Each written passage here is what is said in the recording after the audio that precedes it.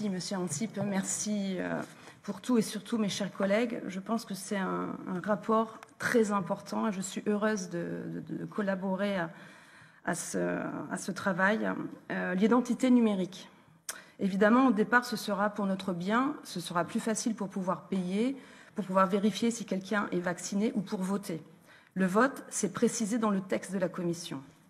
On voit bien, le toboggan est bien en train d'être mis en place. On est donc à 2 doigts de la puce électronique sous la peau. Au départ, on aura un papier avec un code QR, mais les restaurateurs, les policiers vont se fatiguer rapidement pour le contrôler. Ensuite, on aura des bornes et ce sera plus facile. Ces bornes liront votre identité ou votre statut sanitaire sur un bracelet, une montre, sur un petit objet que vous porterez dans un sac à main, sur un code tatouage ou alors, comme je l'ai dit, sous la peau et les portes s'ouvriront. Et vous pourrez payer facilement, vous passerez à toute allure aux caisses et tout le monde trouvera super de payer sans avoir l'air finalement de payer.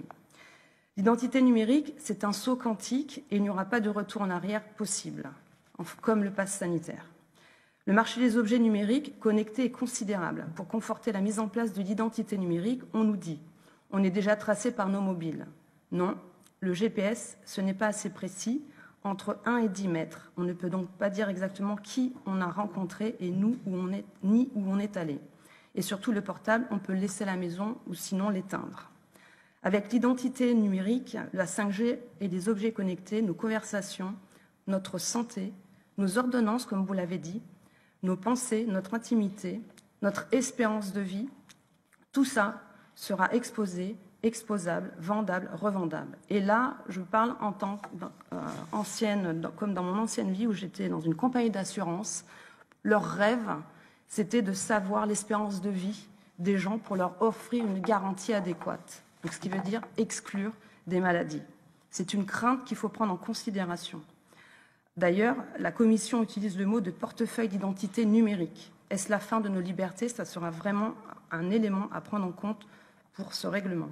Va-t-on vers un capitalisme de contrôle? C'est aussi notre question.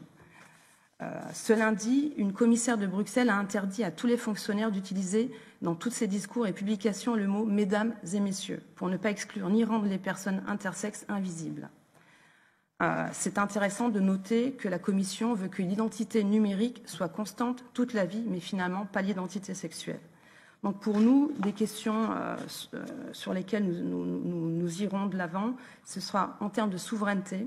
Quels sont les acteurs européens qui ont aujourd'hui la capacité de fournir ce type d'identité pour éviter que nos datas se baladent à l'autre bout du monde et, comme je l'ai dit, soient repris par des entreprises privées pour exclure certaines garanties et discriminer certaines personnes, et aussi concernant les failles de ce système d'identification. Je note que la Commission prévoit dans sa page 60 que les mesures de prévention des fraudes existantes applicables à la Commission couvriront les crédits supplémentaires nécessaires.